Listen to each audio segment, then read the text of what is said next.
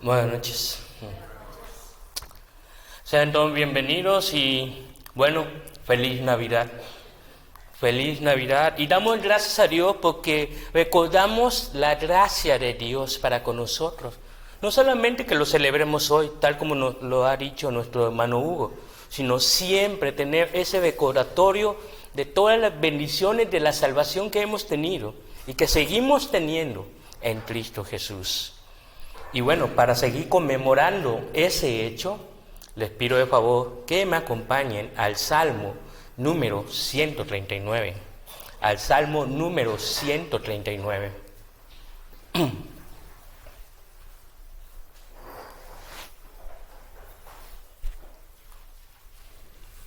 Salmo número 139, comenzamos con el primer versículo.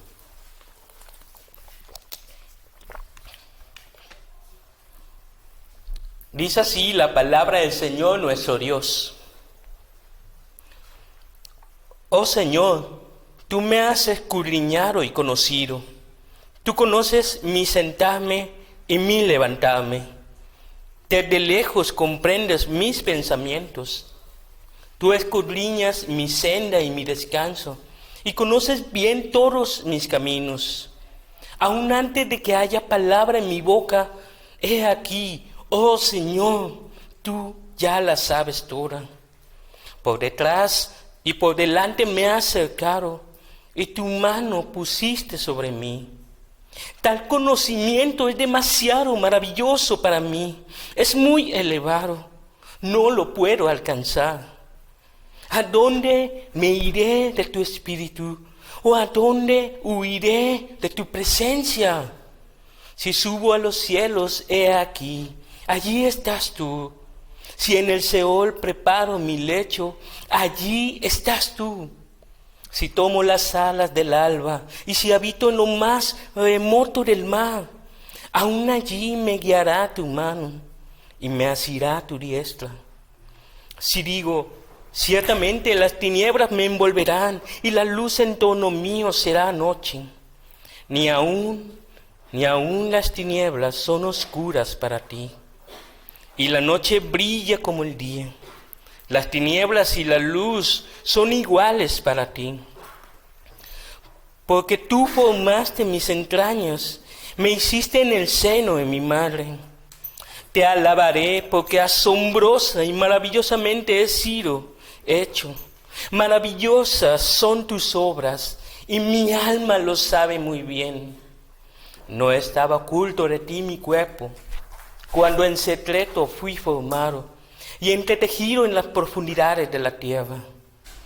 Tus ojos vieron mi embrión y en tu libro se escribieron todos los días que me fueron dados, cuando no existía ni uno solo de ellos. Amén. Vamos a orar.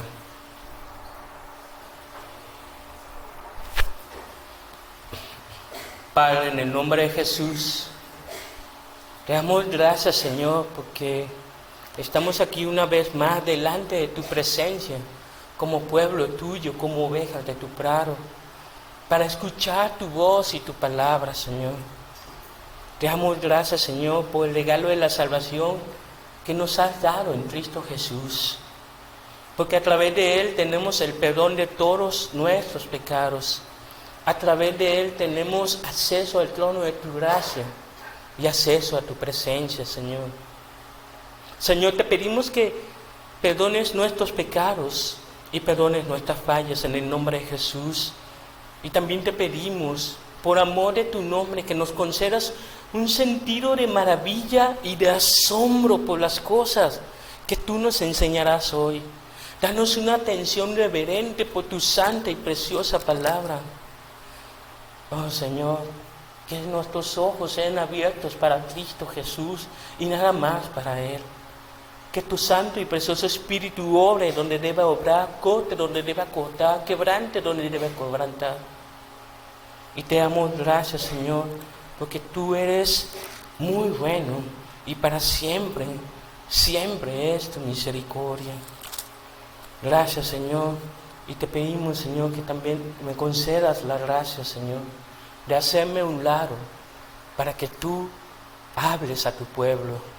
Glorifícate hoy, Señor, glorifícate, muestra tu gloria. Todo esto te lo pedimos y te damos gracias en Cristo Jesús. Amén y amén.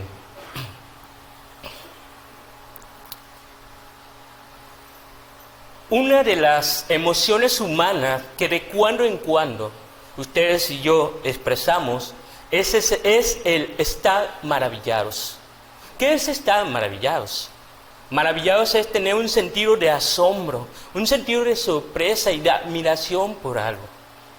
En algún momento tú y yo nos hemos admirado por ciertas circunstancias y justamente por estas fechas, celebrando ya lo que son este mes navideño, precisamente, toda la gente se sorprende de muchas cosas. Por ejemplo, hay gente que se sorprende cuando ve que hay grupos de voluntarios que se esfuerzan por recolectar juguetes para niños de escasos recursos. Hay gente, por ejemplo, que se sorprende y se maravilla de que un taxista se disfraza de Santa Claus. ¿Por qué? Lo hace para, según, alentar el espíritu navideño entre sus pasajeros. Incluso hay gente que cuando se entera que hace 100 años, en la Primera Guerra Mundial, Alemania e Inglaterra hicieron una tregua de paz para celebrar la Navidad y para poder intercambiar regalos entre ellos y jugar un partido de fútbol. Todos estos hechos a la gente les sorprende, les motiva, les hace pensar, los inspira, de tal modo que llegan a pensar que todavía hay fe y esperanza, entre comillas, en la humanidad. Sin embargo, cuando tú y yo vamos con nuestros seres queridos, estamos con nuestras amistades, y cuando les presentamos el hecho de que Dios vino a este mundo humillándose, declaró humillándose para convertirse en hombre, y que ha venido a rescatar a su pueblo de sus propios pecados, para reconciliarse con Él. Cuando presentamos ese hecho, lamentablemente la gente no se asombra. Es más, el hecho de que tú y yo celebremos Navidad es más como un motivo de visitar a la familia o comprar regalos. Incluso a veces se tiene la noción de que estamos festejando el cumpleaños de Jesús sin siquiera haber invitado al festejado. ¿Por qué sucede estas cosas? ¿Por qué tenemos esa noción de estas cosas? Sencillamente porque hemos perdido el verdadero sentido y el verdadero significado de lo que es la Navidad. Y más aún, hemos perdido la capacidad para maravillarnos. Y lo triste del asunto es que la iglesia también pasa por lo mismo. Los cristianos también pasan por lo mismo. Es lamentable que el pueblo de Dios esté perdiendo el valor y la significación de quién es Dios y todo lo que Él ha hecho por nosotros a través de Cristo Jesús. La prueba de ello es, por ejemplo, cuando pasas mucho tiempo sin haber orado al Señor, o cuando a propósito llegas tarde al tiempo de la adoración con nuestra congregación. ¿Qué evidencia eso? Evidencia que nos falta pasión por Dios. En evidencia que nos falta más asombro por la persona, la santidad y la gloria de Dios. Y pensando en eso, es por eso que leyendo el Salmo 139 es como una exhortación, una invitación para maravillarnos de ese Dios que nos ha salvado y nos ha rescatado. El Espíritu Santo le ha revelado a David, que es el autor de este salmo, el que escribió este salmo, y le abrió los ojos del entendimiento para conocer ese Dios Y como respuesta de haber conocido a ese Dios, Él se maravilla por su conocimiento, por su presencia y por su poder. Es por eso que el título de nuestro mensaje es Maravillaros por Dios. Maravillaros por Dios. Y esta porción de la Escritura que acabamos de leer en este Salmo comprende de 3 partes. Nuestro primer punto es maravilloso su conocimiento. Maravilloso su conocimiento, versículos 1 al 6. Versículo 1 al 6. Maravillosa su presencia. Maravillosa su presencia, versículos 7 al 12. Versículos 7 al 12. Y maravilloso su poder. Maravilloso su poder, versículos 13 al 16. Y pues bien, vamos a dar el banderazo de salida con nuestro primer punto. Maravilloso su conocimiento. El salmista David nos describe su asombro por la persona de Dios. En esta sección teológicamente nos describe aquello que se conoce como el atributo de la omnisciencia. ¿Qué significa? Significa que Dios todo lo sabe, significa que Dios todo lo conoce. Y David nos explica ese conocimiento de Dios en 4 formas. En primer lugar, Dios conoce mi sentarme y mi levantarme. Él conoce mis caminos. Eso lo dice los versículos 1 al 3 y el versículo 6. Él conoce todos mis actos, haga o deshaga. En un momento yo puedo estar haciendo el bien a mi prójimo y en otro momento puedo estar sentado en la silla de los escarnecedores. Otro aspecto que vemos del conocimiento de Dios es que Dios escudriña mi senda y mi descanso. Versículo 1 al 3. Es decir, que Dios conoce mi manera de vivir. Escudriña milimétricamente cada uno de mis pasos. Él sabe a dónde voy, con quién estoy y con quién no debería de estar. Él sabe cuando en mi corazón tengo esa intención de querer desviarme de Él.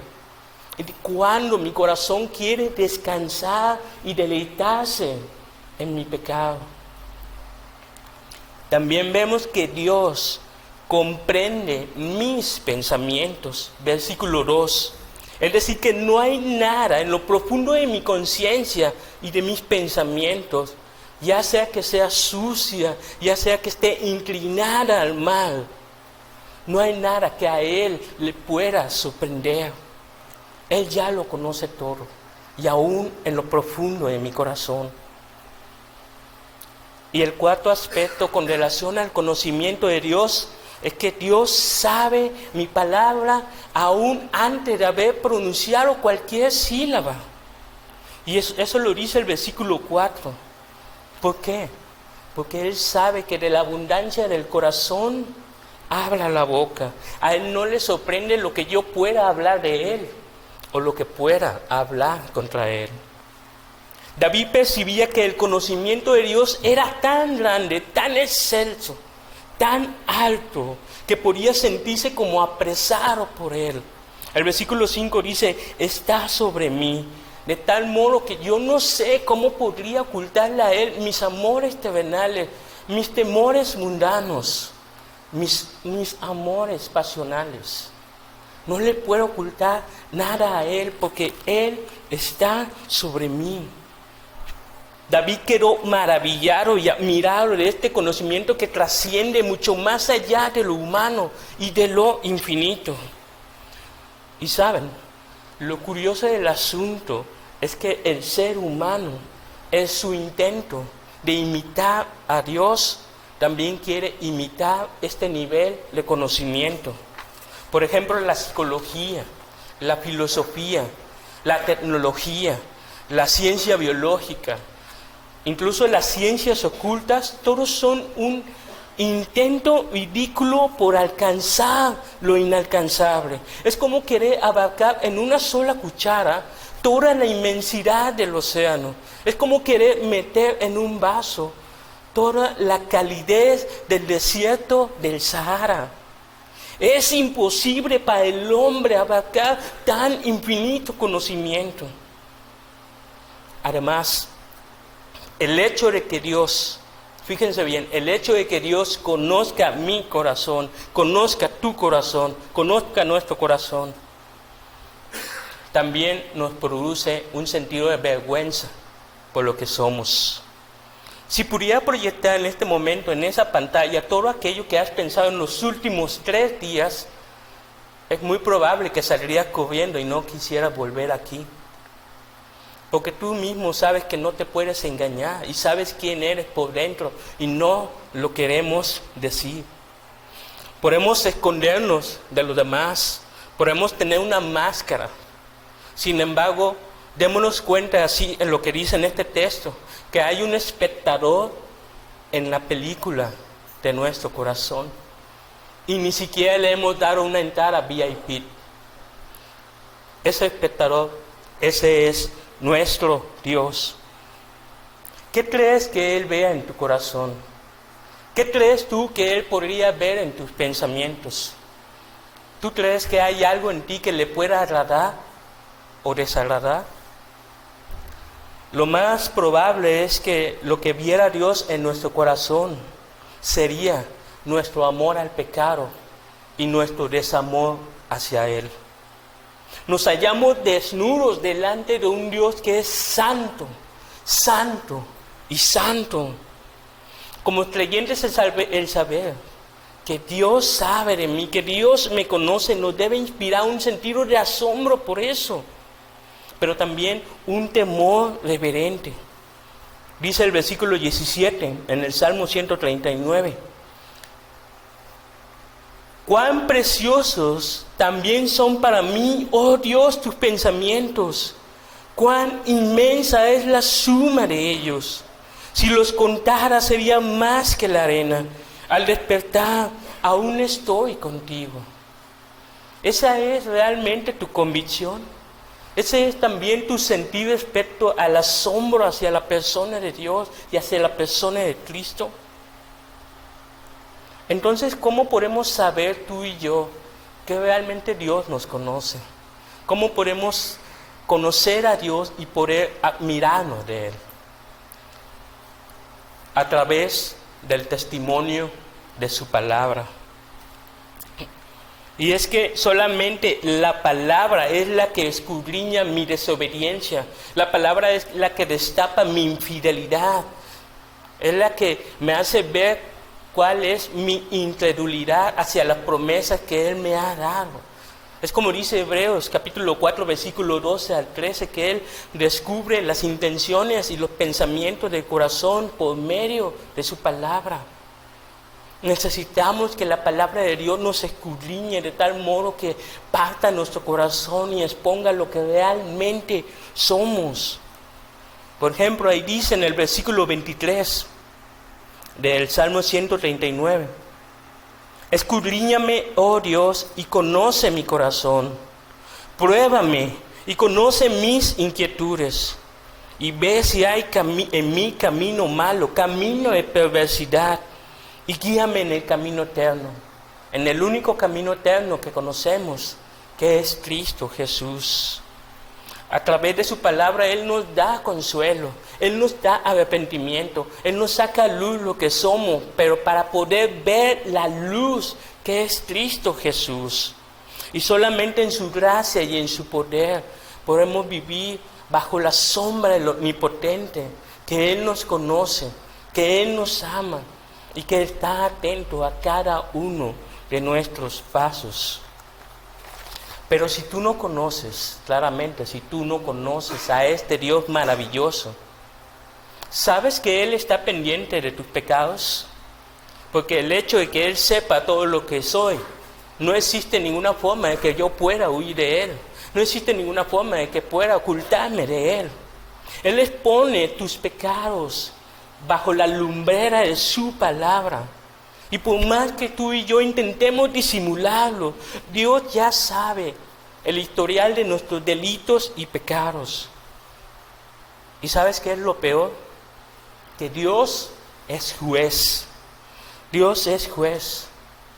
En una época de su vida, David, luego de pecar contra Dios, en el drama de Betsabé y de Urías Eteo, él clamó por misericordia porque fue confrontado por Natán y por la palabra que Dios le dio a través de él.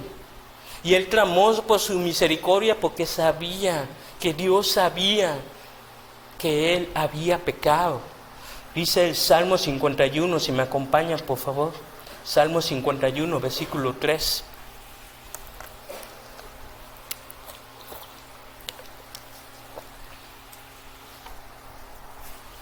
Salmo 51, versículo 3.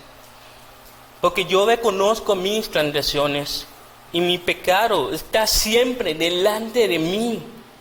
Contra ti solo he pecado y he hecho lo malo delante de tus ojos, de manera que eres justo cuando hablas y sin reproche cuando juzgas. David se arrepintió, se dolió por su pecado y clamó por perdón. Y para nosotros este perdón lo tenemos en aquel que jamás pecó con sus labios, ni con su corazón. Aquel que no cometió pecado, ni hubo engaño alguno en su boca. Aquel que fue aprobado por Dios en su interior, porque Él nunca conoció el pecado. Pero por nosotros hizo pecado para que fuese hecho justicia de Dios en Él. Es Jesús quien conoció y tuvo la cercanía de ese conocimiento de Dios, porque Él es Dios. Y Él conocía el testimonio del hombre.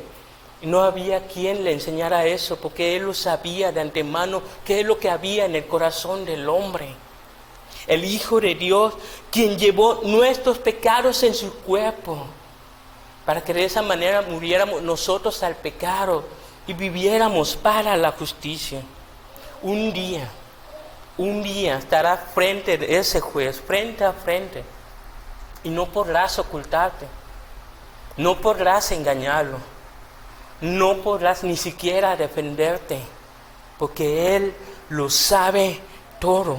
Y ese día lamentarás no haber tomado su mano de gracia cuando Él te la acaba de ofrecer.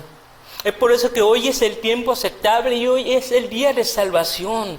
Ven a Cristo y arrepiéntete para que Él sea el Señor sobre tu vida y el Salvador de tu alma. Eso es una realidad que Dios nos conoce en lo más profundo de nuestro corazón y no lo vamos a poder negar, ya sea en esta vida o en la venidera, en la eterna. Sin embargo, la persona de Dios no se detiene tan solo en el conocimiento. David se sorprende cada vez más cuando ve que también tiene ese permiso de conocer algo más acerca de la presencia de Dios. Lo que nos lleva a nuestro segundo punto. Maravillosa su presencia. Maravillosa su presencia. Ahora el salmista nos describe otro atributo de Dios, el que se conoce como la omnipresencia. La omnipresencia, que significa que Dios está presente en todo. Dice el versículo 7, ¿a dónde me iré de tu espíritu? ¿O a dónde huiré de tu presencia? Es imposible porque Dios es espíritu y su santo y precioso espíritu está en todas partes. No hay manera de que tú y yo podamos huir de Él. Versículo 8, si subo a los cielos, he aquí, allí estás tú. Si en el Seol preparo mi lecho, allí estás tú. Y el hecho de que Dios sea juez está incluso en los destinos eternos de nuestra alma, ya sea en el paraíso o en el lugar de los muertos. Dios alcanza lo alto y lo profundo.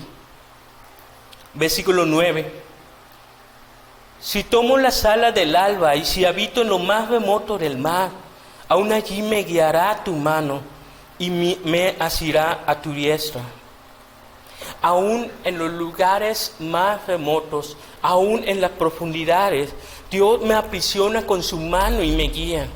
Él tiene poder y gobierno en los tiempos y en los espacios. Versículo 11. Si digo, ciertamente las tinieblas me envolverán y la luz en torno mío será noche. Ni aun las tinieblas son oscuras para ti y la noche brilla como el día. Las tinieblas y la luz son iguales para ti. Es decir, que aun si me ocultara yo en la más densa oscuridad, Dios me ve como si estuviera a pleno día. Nada puede ocultarse delante de sus ojos. Él es testigo de la luz y de las tinieblas, pero también de lo bueno y de lo malo. Su presencia es inevitable. Su presencia está en todo destino. Su presencia lo gobierna todo. Su presencia lo atestigua todo. David queda maravillado de su presencia y precisamente es lo que él más anhela. De hecho, en el Salmo 51 nos dice que cuando él pecó, suplicaba para que Dios no le retirara de su espíritu, no le quitara de su presencia. En el Salmo 16, él describe la presencia de Dios como plenitud de gozo y delicias a su diestra para siempre. Como diría Charles Spurgeon, un predicador bautista del siglo pasado, soy incapaz de vivir satisfecho lejos de ti. Mi alma tiene hambre, tiene sed del refrigerio de tu presencia. La presencia de Dios es lo único que nos da gozo. La presencia de Dios es lo único que nos da consuelo y fortaleza. Es lo único que nos hace saber que no estamos huérfanos aquí en la tierra. Y ese debe ser nuestro anhelo. Para nosotros que creemos en Cristo sabemos confiadamente que Él está con nosotros todos los días hasta el fin del mundo. Que su presencia se manifiesta por su Consolador, el que ha enviado, el Espíritu Santo. Y que nosotros somos templo de Dios y allí mora su Santo Espíritu. A diferencia de los religiosos que tienen a su Dios, entre comillas, encasillado en un lugar o en una imagen, tú y yo podemos orar a Dios en cualquier parte, a cualquier hora, en cualquier lugar, porque tenemos entrada al trono de la gracia por los méritos y el nombre de Cristo Jesús. La presencia de Dios en Cristo es lo que nos consuela, nos fortalece. Y para nosotros lo que creemos es nuestro deleite. Si Él está a favor de nosotros, ¿quién contra nosotros? Pero la pregunta es, ¿tú estás convencido de sus verdades y de sus promesas? ¿Realmente lo estás? Porque como Dios lo sabe todo y lo conoce todo, la tendencia natural nuestra es huir de Él. Huir de Él. Eso es lo que dice el versículo 7. ¿A dónde me iré de tu espíritu? ¿A dónde huiré de tu presencia? Adán huyó de Dios cuando él pecó. A veces somos como Jonás, queriendo huir hacia Tarsis cuando Dios nos llama. Huimos cuando deberíamos obedecer a Dios en aquello que no nos gusta. Huimos cuando debiéramos servir en lo que sea. Huimos cuando debiéramos pensar más en sus planes y no en los nuestros. Huimos cuando pasamos mucho tiempo mirando televisión o en Facebook, cuando deberíamos estar calando rodilla en oración y en palabra. Huimos cuando tú y yo nos revolcamos con nuestro pecado, cuando deberíamos estar en la presencia de Dios, clamando por auxilio y gracia, aferraros, abrazaros a los pies de Cristo. Realmente necesitamos que Dios nos haga ver nuestra necesidad de Él y de su presencia para valorarlo, para apasionarnos por Él. Roguemos para que el Señor sea todo nuestro deleite, nuestra delicia, nuestro gozo, nuestra paz, nuestro descanso, nuestra fortaleza. Solamente eso a través de la oración y de su palabra. Los medios de gracia que Él ha establecido para poder conocerle a Él enteramente. Y creciendo de gracia y conocimiento. y que Dios nos conceda arrepentimiento si hemos tenido en poco su presencia, si hemos tenido en poco nuestros tiempos con Él. Que Dios nos perdone. Pero saben, el privilegio de su presencia no es para todos. El privilegio de su presencia no es para todos. La Biblia dice que por cuanto todos hemos pecado, estamos separados de Él. La Biblia dice que estamos destituidos de su gloria. Y es por eso que Jesús se levanta y se establece como el único mediador entre Dios y los hombres. Él es el único camino al Padre. Juan capítulo 1, versículo 14 dice que Jesús habitó entre nosotros como la morada y la presencia de Dios misma. Y al igual que David, Jesús también disfrutaba de la presencia paterna. Quizás, tal vez, la única ocasión en que Jesús fue tentado de huir de Dios fue cuando en Getsemaní, cuando oró para que no pudiera beber de la copa de su ira. Sin embargo, como el perfecto y segundo Adán, Él se entregó a la voluntad divina en confianza y sin reservas. Vimos el domingo pasado con nuestro amado hermano Pablo que esa entrega voluntaria le costó a Jesús el distanciamiento de la presencia de Dios. Y que Dios cargó en Él todo el peso de nuestros pecados en la cruz del Calvario, experimentando así su abandono. Pero es a través de su sacrificio, de su muerte y de su resurrección que nos ha hecho cercanos al Padre. Justificados pues tenemos paz para con Dios por medio de nuestro Señor Jesucristo. ¿Tú crees en esto? ¿Tú de verdad crees en esto? Querido amigo, te suplico, de verdad te suplico que reflexiones esto por el bien de tu alma. Porque es mucho mejor estar en la eternidad, en la presencia de Dios, disfrutando de sus deleites, de sus goces, de su santidad, de su gloria, que pasar toda la eternidad sin Él, en lo más profundo del abismo, del sufrimiento eterno y de la condenación eterna. No hay mejor lugar que con Jesús. Con Jesús lo tenemos todo. Nos basta y nos sobra. Que Dios nos conceda el disfrute de su presencia. Sin embargo, como vemos en este salmo, las sorpresas no paran. Las sorpresas no paran porque otra vez Dios manifiesta otro atributo de Él. Su poder. Su poder. Lo que nos lleva a nuestro tercer punto. Maravilloso su poder. Maravilloso su poder.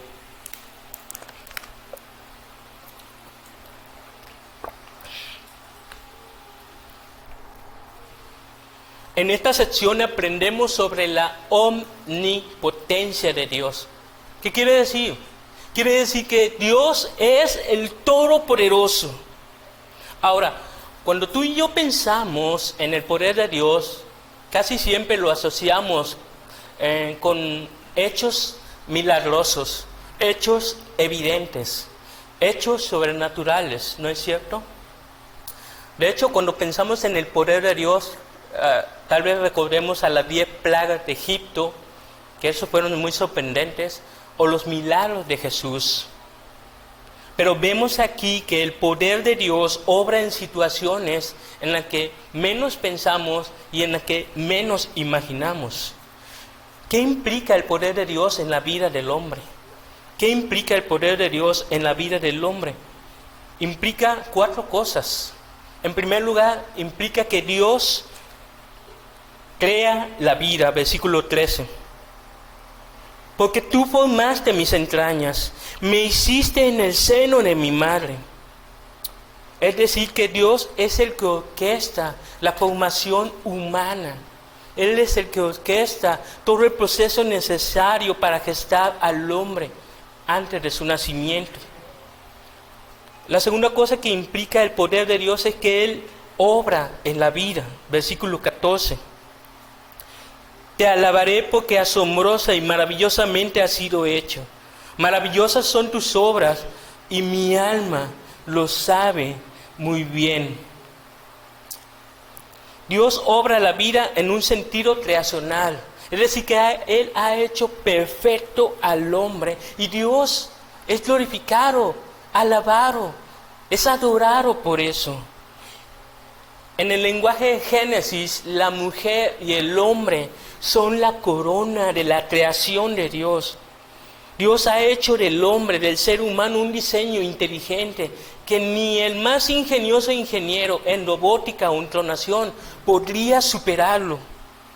Y mientras que aquellos que apoyan el aborto, menosprecian el valor de la vida, es el Señor el que le da su valor al hombre, poniendo su sello, su autógrafo en su imagen y en su semejanza.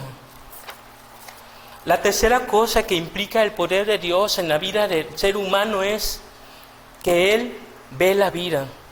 Él ve la vida, versículo 15. No estaba oculto de ti mi cuerpo, cuando en secreto fui formado y entretejido en las profundidades de la tierra. Tus ojos vieron mi embrión. Es decir, que Dios no desconoce la vida dentro de una madre y está atento a los días de su gestación. Hace días compartí en mi perfil de Facebook un documental de los 9 meses del embarazo en 4 minutos. ¿Y saben algo? Es genial contemplar la maravilla de Dios. Cuando vemos que en el primer mes, cómo se va formando el embrión, cuando va adquiriendo una cierta forma de disco y se va formando lo que es el tubo neuronal y apenas apreciándose la cabeza de la criatura. El corazón y los pulmones, empiezan a funcionar lentamente a partir de la 3ª semana. Y el embrión al primer mes generalmente mide 9 milímetros. No llega ni siquiera al centímetro, 9 milímetros y pesa 0.5 gramos. Una cosita tan pequeña, tan insignificante, tan escondida en el interior uterino y que solamente Dios lo puede ver. El Dios creador del universo contempla mi embrión. Es asombroso que el gran Dios considere mirar algo tan pequeño como tú y como yo antes de nacer. Y la cuarta cosa que implica el poder de Dios es que Él escribe la vida, versículo 16. Y en tu libro se escribieron todos los días que me fueron dados, cuando no existía ni uno solo de ellos. No conforme con darme vida, dice David, también escribe soberanamente cada uno de ellos. Me presta la vida de tal modo que ninguno de mis días está fuera de su perfecta y santa y buena y agradable voluntad. Con todo esto, el cuadro que nos presenta David del poder de Dios, nos llevamos a una conclusión. Dios tiene el poder, y si tiene el poder, implica que Él tiene el control de todo. Y si tiene el control de todo, implica que Él gobierna. Y si Él gobierna, implica que Él es Señor y soberano. Poder, control, gobierno, soberanía y señorío. Pero ¿saben qué es lo triste del asunto? Lo triste del asunto es que no siempre lo reconocemos como nuestro Dios. No siempre lo reconocemos como nuestro Creador. No siempre somos agradecidos por la vida que Él nos ha dado. Y así como con la gestación humana, Él en su misericordia sigue operando tras bambalinas en cosas y en circunstancias que tú y yo ignoramos, que tú y yo no nos damos cuenta. Nada de su poder está fuera de su control, recuerda eso. Nada de su poder está fuera de su control. Como aquella ocasión en que te salvó de algún accidente, como aquella ocasión en que te sanó de una enfermedad pensando que sería incurable. Como cuando había gente que te quería hacer mal y tú ni siquiera lo sabías y Él te protegió. Cuando se interpuso en tu camino en aquello que podría hacerte tanto daño. O como cuando te evitó que te unieras en yugo desigual con aquel incrédulo. O cuando te sacó de tu propia miseria espiritual. Tantas cosas que Dios hace por nosotros y nosotros lo ignoramos y no le damos gracias. Tú le das gracias cuando oras por aquellas cosas que ni siquiera sabes que está contra ti. ¿Te das cuenta de lo mucho que le debemos? ¿Te das cuenta que Dios merece todo honor, toda gloria, toda acción de gracias por la vida que tenemos y no merecemos? ¿Hemos sido realmente agradecidos al Señor por lo que tenemos y lo que no tenemos? Además de eso, como dice David en el Salmo 51, hablando en ese aspecto del poder de Dios en el nacimiento. He aquí yo nací en iniquidad, en pecado me concibió mi madre. Esa es una realidad. Hemos empañado y distorsionado la imagen y la semejanza de Dios por causa de nuestro pecado. Porque no hay un solo justo, no hay uno solo bueno, no hay quien busque a Dios con todo el corazón. Pero para este punto hemos llegado. Porque David es una prefigura del rey que había de venir. David es una prefigura del Mesías, de Cristo Jesús. Y así como él pensó acerca de su nacimiento, meditó acerca de cómo Dios veía su gestación. Asimismo prefigura a la promesa de la venida de nuestro Redentor. Y como lo hace en el poder milagroso de la encarnación del Hijo de Dios. Desde el Antiguo al Nuevo Testamento hablas de promesas acerca de su venida. Nos habla de no solamente del Dios omnisciente, del Dios omnipresente. Nos habla del El Shaddai, el Todopoderoso, de la simiente de Abraham, de Silo el enviado, del gran yo soy, del Altísimo, del Señor de los ejércitos, el León de Judá, la gloria de Dios, el Emmanuel, Dios con nosotros, el admirable consejero, el Dios poderoso, el Padre eterno, el Príncipe de paz, el vástago de David, la sabiduría en persona, el Verbo de Dios, la luz del mundo, el Cordero de Dios, el Señor de la salvación, Cristo Jesús. Cristo Jesús dejó el seno del Padre y la morada de los cielos para revestirse de la debilidad, de la arcilla humana. Y para eso habitar entre nosotros. No consideró ser igual a Dios como algo a que aferrarse, sino que se despojó a sí mismo, tomando forma de siervo, haciendo semejante a los hombres. El Hijo de Dios hecho hombre, semejante en todos sus hermanos, pero sin pecado. Mi embrión vieron tus ojos, dice David, señalando el gozo del Padre, mirando día tras día el milagro de la gestación de su Hijo en el vientre de María. Fue concebido bajo la sombra del Espíritu Santo y nació como el santo niño, una criatura indefensa, pequeña, en el perfecto cumplimiento del tiempo, nacido de mujer, nacido bajo la ley. Jesús no nació en una cuna adornada de oro y de piedras preciosas, sino en un humilde pesebre de madera y de paja. Jesús no nació bajo el seno de una familia real, sino bajo el cuidado de pecadores, receptores de su gracia. No nació en el palacio de Herodes, ni entre reyes, ni magistrados, ni en toda la nobleza de Israel. Nació en un establo entre ángeles, pastores y animales del campo.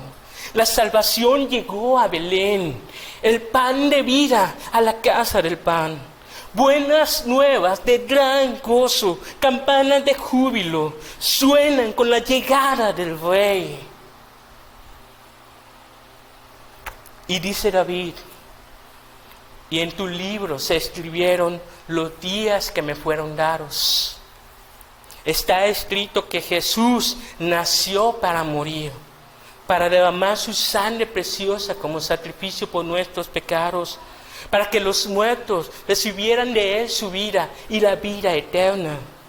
Está escrito que el santo niño, como lo llama el evangelista Lucas, fue apartado para ser siervo hasta la muerte, y muerte de cruz.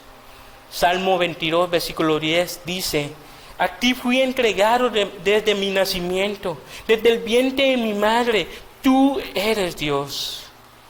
Hebreos capítulo 10, versículo 5, al entrar Él en el mundo, dice, sacrificio y ofrenda no has querido, pero un cuerpo has preparado para mí, en holocaustos y sacrificios por el pecado, no te ha complacido.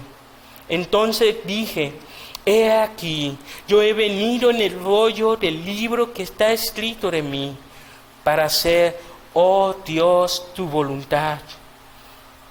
Jesús vivió cada día exactamente de sus 33 años consagrado a agradar a Dios, resuelto a amar a Dios con todo su corazón, con toda su mente, con toda su alma y con todas sus fuerzas. Él vivió la vida santa que tú y yo no podíamos vivir. Y escrito está, Cristo murió por nuestros pecados, conforme a las Escrituras, y que fue sepultado y que resucitó al tercer día, conforme a las Escrituras, y que cuando estábamos muertos en nuestros delitos y pecados, nos dio vida juntamente con Cristo, y por gracia, solamente por gracia somos salvos. A todos los que le recibieron y creyeron en Él, no nacieron de sangre, ni de voluntad humana, ni de voluntad de carne. Nacieron bajo la perfecta y soberana voluntad de Dios.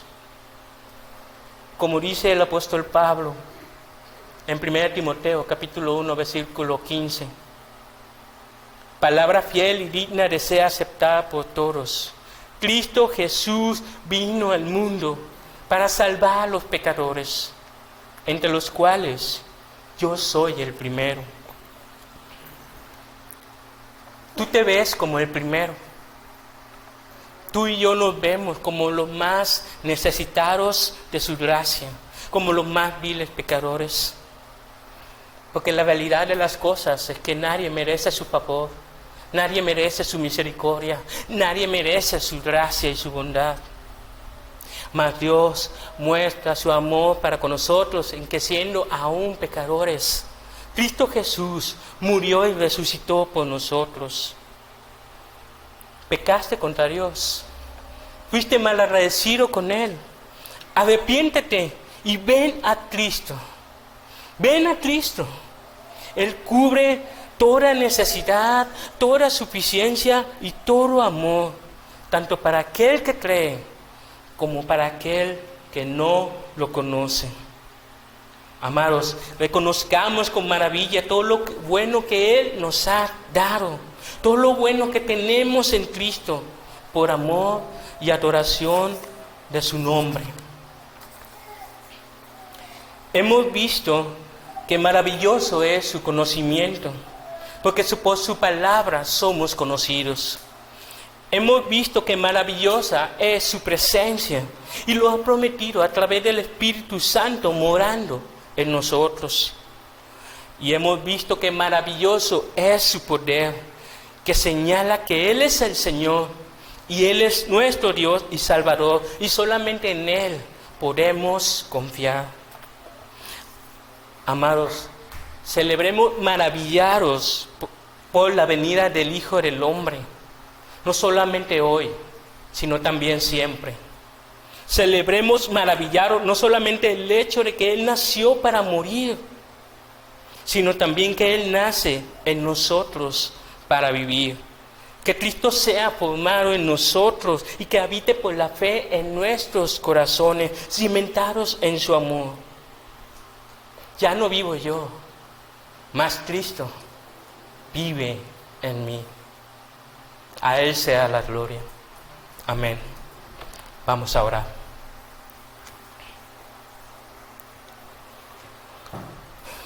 Padre, en el nombre de Jesús le damos gracias, Señor. Oh Señor, de verdad cuánta bondad nos has dado para conocerte a ti en esta escritura preciosa de los Salmos. Señor, no tenemos palabras de todo lo que has hecho por nosotros. Y perdónanos, porque en nuestro pecado no nos hemos maravillado. Mas ahora tu Santo y Precioso Espíritu ha tocado nuestro corazón, nos ha mermado, nos ha mellado, golpeado, quebrantado de tal manera que solamente podemos decir que tú eres el Señor, que tú eres nuestro Dios. Maravillados estamos, Señor, de tu conocimiento, de tu presencia y de tu poder en Cristo Jesús. Señor, perdónanos, de verdad perdónanos por amar otras cosas que no seas tú. Y que tu Santo y Precioso Espíritu derrame en nuestro corazón ese amor que necesitamos de ti. Que tú seas toda nuestra suficiencia, nuestro deseo, nuestro anhelo, nuestro gozo, nuestra paz. Y Señor, que nunca olvidemos todo lo que tú has hecho por nosotros, no seamos infieles por ti. Y que todas estas maravillas en Cristo Jesús nos concedas el denuedo, el valor, la firmeza, la serenidad, la valentía de poder proclamarlo en nuestros seres queridos y amigos y en toda aquella persona que no te conoce. Ayúdanos a predicar el Evangelio, Señor. El Evangelio según Jesucristo. Ayúdanos a contemplarte más y más tu gloria y a Cristo Jesús en nuestras vidas. Y que nunca perdamos la capacidad para maravillarnos. Todo esto te lo pedimos y te damos gracias. En el nombre de Jesús. Amén y amén.